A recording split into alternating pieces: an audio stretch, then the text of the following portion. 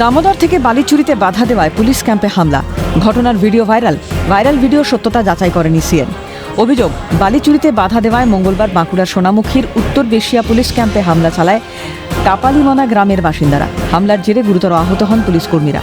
বর্তমানে তারা হাসপাতালে ভর্তি। তদন্তে নেমে কাপালিমনা গ্রামের 7 জন বাসিন্দাকে গ্রেপ্তার করেছে পুলিশ। জিনিসপত্র ভাঙচুর করা হয়। তো ঘটনার খবর পেয়ে আমাদের সোনামুখী থানা থেকে এক বড় সংখ্যক পুলিশ যায় এবং এই ঘটনার সাথে জড়িত 7 জনকে আমরা অ্যারেস্ট করি। বুধবার ধৃতদের আদালতে তোলা হয়। ধৃতদের 14 দিনের জেল হেফাজতের নির্দেশ দিয়েছেন বিচারক। এই যে যাদের বিরুদ্ধে আজ অভিযোগ করেছে ওই গ্রামেরই গ্রামবাসীরা,